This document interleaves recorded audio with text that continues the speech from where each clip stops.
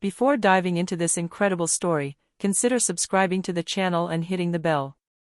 Every story here has something to say, and you won't want to miss a single one. In Charleston's bustling downtown, the dealership Prestige Motors stood as a symbol of luxury and exclusivity. Its immense windows revealed gleaming cars, polished to perfection, each one more imposing than the last. Inside, the air smelled of new leather and the subtle scent of high-end cars, and every employee seemed carefully chosen to reflect the establishment's prestigious image.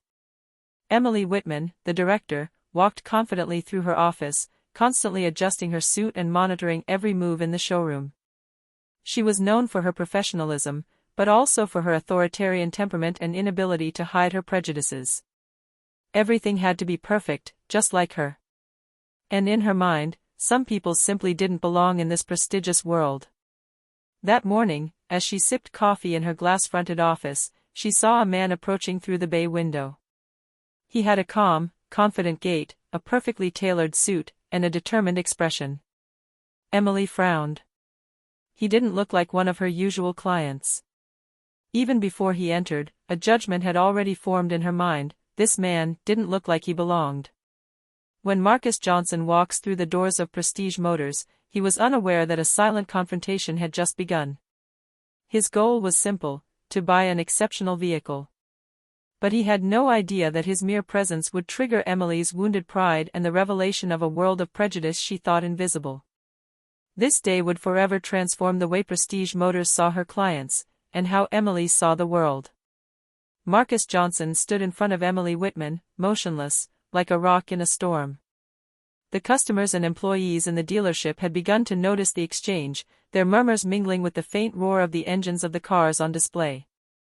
"I told you to leave," Emily insisted, her voice shaking with irritation. "You don't understand, you don't belong here." Marcus, with impressive calm, replied. "Madam, I assure you that I respect your establishment. But I have an appointment scheduled and I intend to honor it. I am here to purchase a car, legally and politely." Emily clenched her fists in frustration. Her pride and prejudice refused to budge. "Politely or not, you don't fit the image of our customers." Silence fell for a moment. Several customers and employees exchanged surprised glances, shocked by Emily's arrogance. Derek, still behind Marcus, glanced worriedly at his superior. "Mrs. Whitman," he murmured, "perhaps it is better to." "Emily doesn't cut." "Derek, get him out. Now." Marcus, impassive, raised his hands slightly in a sign of peace. "Very well. If you insist on not letting me speak, I will take note of your behavior and notify the management of the parent company. I have nothing to hide." At these words, Emily felt her heart quicken. The parent company, she thought. What if Marcus was right? But her pride wouldn't let her back down. A shy employee approached and whispered to Emily. "Madam, I believe he is an important client, perhaps we should check." Emily pushed him away with a sharp gesture. "Do what I say, not what you think."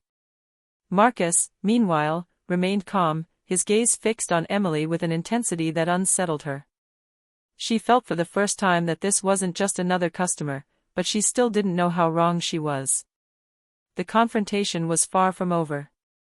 What was supposed to be a simple test of authority would turn into a lesson in humility Emily would never forget. Emily Whitman felt her anger rise as Marcus remained motionless, impassive, defying her authority. She was used to being in control of every situation, but this time, a mere customer had dared to resist her order. It was inconceivable. She stood up from her desk, nervously adjusted her suit, and walked over to Marcus, determined to resolve the situation herself. The employees moved aside, sensing that something important was at stake. "Mr. Johnson," she repeated in a cold voice, "you must leave. I order you. There is no question of negotiating." Marcus looked at her calmly, a slight, almost imperceptible smile on his lips. "Ms. Whitman, I understand your position, but I have nothing to hide. I'm here to complete a purchase and keep an appointment. I simply ask that you let me do my job." Emily felt frustration rising within her. How could a mere customer remain so calm in the face of his own authority? She raised her voice, a little louder this time. I'm not asking you, I'm ordering you. You have no right to be here, nor to stand like this in front of me. Marcus crossed his arms, his gaze fixed on her with a quiet intensity. Madam, I don't want any trouble. But I won't leave this place without a good reason. And I advise you to think carefully before you create an incident you'll regret. Emily felt a twitch of alarm. The customers and employees present were beginning to murmur, some surprised by her authoritarian behavior, others impressed by Marcus's calm and poise. The situation was beginning to slip away from her. Derek, she ordered, clearly overwhelmed. Take him outside, now. Derek hesitated, glancing at Marcus. Marcus remained stoic, and a heavy silence fell over the dealership. The feeling of unease quickly grew. Emily realized, too late, that her decision risked causing not only a public scene, but possibly a real disaster for Prestige Motors. Without knowing it, Marcus Johnson had just sown the seed of a lesson in humility that would mark Emily forever. As tensions in the dealership reached a fever pitch, Emily's phone rang. It was an incoming call from the parent company, Prestige Motors USA. She frowned, answering curtly. Emily Whitman speaking. Hello, Emily, said a calm voice on the other end of the line. We have a customer at your dealership, Marcus Johnson, is that him? Emily felt her heart skip a beat. She nodded hesitantly, unsure of what was expected of her. Yes, what do you mean exactly? The voice continued, calm and firm. Marcus Johnson is one of our lead investors. He is preparing a strategic partnership for Prestige Motors, and he came to finalize an important project here at your dealership. Emily felt the blood rush to her cheeks. Her eyes widened as she turned to look at Marcus, who was staring at her with an almost insolent calm. He had never lost his quiet smile. You mean that? Emily stammered, unable to formulate her thoughts properly. Marcus tilted his head slightly, as if to help her understand. Mrs. Whitman, I think we just realized that your prejudices almost caused an unfortunate incident. The employees, who had overheard the exchange over the phone, exchanged shocked looks. Everyone was beginning to realize that Marcus was no ordinary customer. Even Derek, the security guard, clenched his fists, ashamed of having followed Emily's orders without checking the facts. Emily stood frozen in place, feeling the weight of her own arrogance and prejudice crush her. She had wanted to expel a key investor from the company simply because he didn't fit her idea of an ideal clientele. Well, she murmured, unable to hide her shame, I suppose, we should discuss the details of your visit. Marcus gave a courteous smile, but his posture commanded respect and silence. With pleasure, madam. But I think it would be wise for everyone here to remember this lesson about respect and open-mindedness.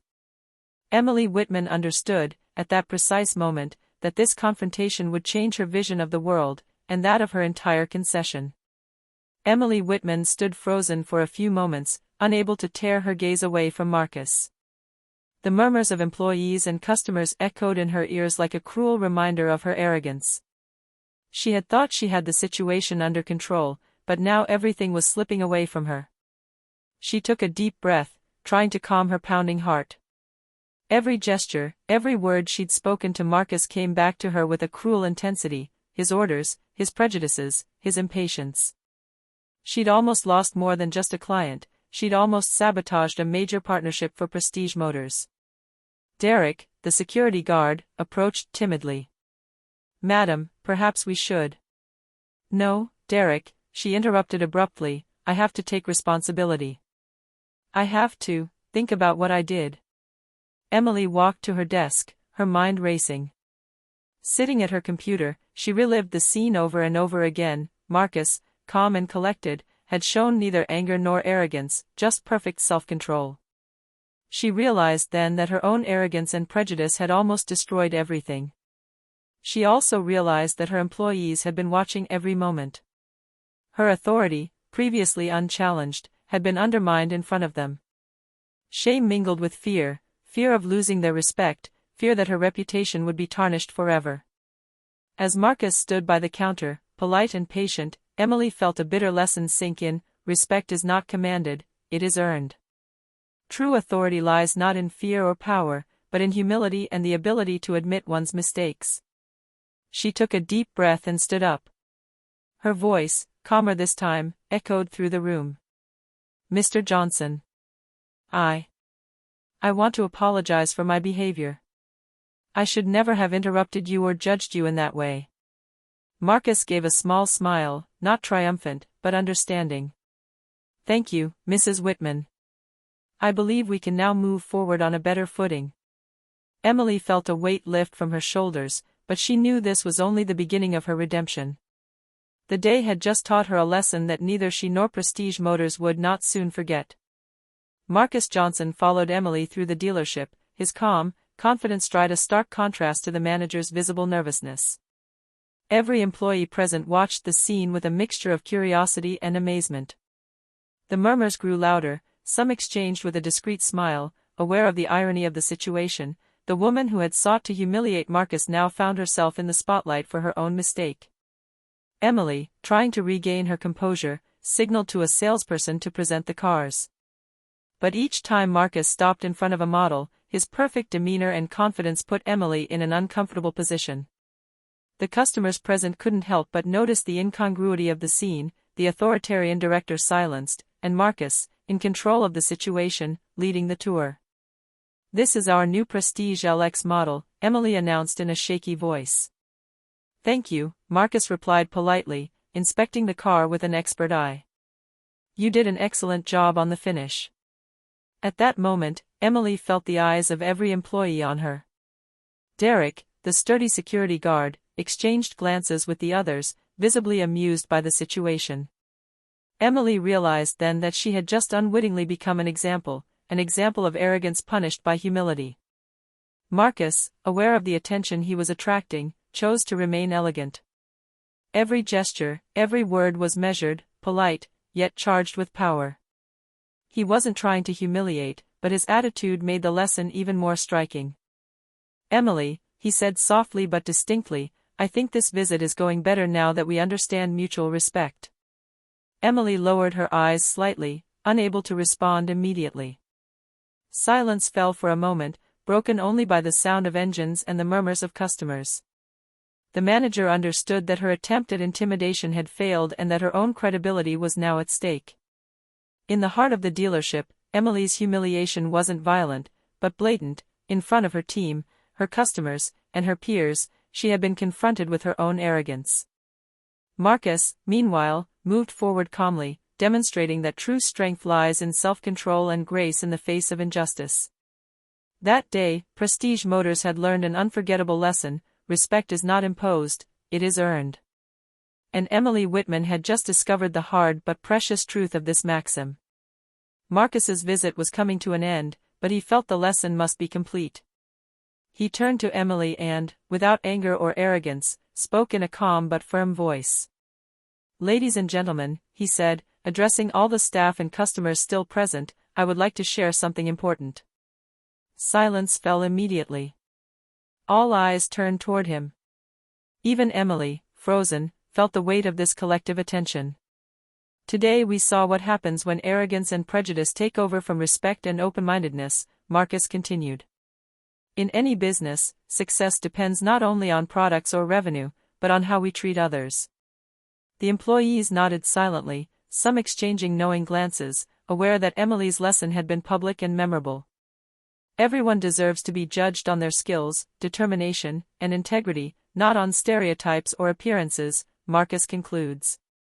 "I'm here to work with Prestige Motors, to invest and collaborate, but I am also here to remind you of an essential truth: respect is the basis of any relationship, whether personal or professional." Emily bowed her head, unable to answer. She realized, standing in the middle of the room, that Marcus was not only right, but that he had transformed a potentially conflictual situation into an exemplary lesson in morality and ethics. Marcus, with his legendary calm, ended the tour. Every step he took resonated with a quiet assertion of power. He wasn't trying to humiliate Emily, but his simple posture, self-control, and politeness were enough to reverse the power dynamic. the employees, still in shock, all realized that this confrontation would not soon be forgotten. Emily Whitman had just experienced a public humiliation, albeit discreet but irrefutable, and she had come away with a lesson that would last her entire life. Marcus, master of the situation, showed that true authority lies in elegance, patience and respect. After delivering his words of wisdom, Marcus led Emily and the staff toward the sales office. Every step he took was a subtle reminder to everyone, especially Emily, that he wasn't just another customer, he held power no one in the dealership had suspected. Emily, still flushed with shame, tried to hide her embarrassment as she prepared the papers to finalize the transaction. But she knew, deep down, that Marcus was in complete control of the situation. "So, Emily," he said calmly, sitting down, "we can finalize the purchase of this Prestige LX. I hope your team will be ready to handle this transaction with the expected professionalism." Emily nodded quickly, unable to say anything other than, "Of course, Mr. Johnson. Everything will be ready immediately." As the paperwork was being completed, Derek and several employees exchanged glances of surprise and inner satisfaction. The manager, who had tried to control everything, had been overwhelmed at every step. And Marcus, with his calm and graceful manner, had just transformed what could have been a humiliation into a subtle but powerful demonstration of his authority. When the transaction was finalized, Marcus stood up, smiling slightly. "Thank you all for your cooperation. I am sure that this partnership with Prestige Motors will be beneficial for everyone." Emily felt a pang of bitterness and shame. She had thought she had the reins of the situation, and yet Marcus had guided every step, revealing his own influence and true status. She had just experienced a subtle but implacable revenge, that of a respectful, calm, and powerful man, against her arrogance and prejudice. As Marcus left the dealership, he took one last look at Emily. There was no mockery or triumph in his eyes, only quiet confidence and a lesson that would remain etched in his memory. Emily knew she had just lost a battle of egos, but more importantly, she had just learned a vital lesson about respect and humility. Sitting alone in her office, Emily Whitman stared at the walls decorated with diplomas and photos of luxury cars. The entire setting, which once represented her power and success, now seemed cold and empty. Every detail reminded her of her clumsiness, her haste, and, above all, her prejudices. She thought back to Marcus Johnson. His calm posture, his quiet confidence, his politeness even when she treated him arrogantly. Every gesture the man gave had been a silent but relentless lesson. Emily finally understood that her attempt to humiliate her had revealed less of Marcus's flaws than her own. "How could I have been so blinded?" she muttered to herself. She knew her reputation among her employees had been damaged. But she also realized it was an opportunity to reinvent herself, to become a better manager, fairer and more attentive to the skills and merit of each individual. Emily took a deep breath and stood up. She decided to call her team together to explain herself. She needed to publicly acknowledge her mistakes and show that she had learned. When she entered the main room, the employees stared at her, still surprised by the turn of events. "I want to apologize," Emily began, her voice firmer and more sincere. "Today I let my prejudices and arrogance guide my actions. I almost jeopardized an important relationship for Prestige Motors and, above all, I disrespected a client and an investor." The employees, touched by her sincerity, listened attentively. Emily continued. "I can't change what happened, but I can change my way of thinking and leading. In the future, I commit to being fairer, more caring, and treating everyone according to their abilities and integrity." There was a silence, then Derek and several employees nodded. The respect for Emily hadn't disappeared, but it was now tinged with caution and admiration for her ability to admit her mistakes. Emily understood that the real lesson was not only for her, but for the entire concession. Respect and humility are the foundations of true authority, and arrogance, even when camouflaged by power, always ends up revealing itself. The sun was setting over Charleston when Marcus Johnson walked through the doors of Prestige Motors. On Prestige LX was ready, shining in the rays of the setting sun, a symbol of its success and its discreet but undeniable influence. Emily Whitman stood by the entrance, her face still slightly red with shame, but tinged with a newfound determination. She knew this day would remain etched in her memory, but she now understood the value of respect and humility. "Thank you, Mrs. Whitman," Marcus said, getting into his car. "Your team was great today." Emily nodded, sincerely this time. "Thank you, Mr. Johnson, and I wish you every success with this partnership." As Marcus left the dealership, the employees, who had witnessed everything that had happened, exchanged knowing glances. Emily finally addressed them. "I know I did the wrong thing this morning, and I almost damaged our dealership's reputation. But I promise you I'll do better. We'll work together, with respect and professionalism, to ensure that Prestige Motors remains a place of trust for all our customers." The employees clapped softly, some smiling with relief. Emily felt a weight lift from her shoulders. She had acknowledged her mistakes and begun her redemption. As for Marcus, his departure left behind a lasting lesson. True power lies not in fear or domination, but in self-control, grace, and respect. His subtle influence had transformed a confrontation into a life lesson for Emily and the entire compound. That day, Prestige Motors had not only gained a key investor, but also a wiser and more attentive director. Emily Whitman knew she would never see a client, or a colleague, the same way again. And for Marcus Johnson, everything he did was natural, remaining true to his dignity, his politeness, and letting his true power speak for itself.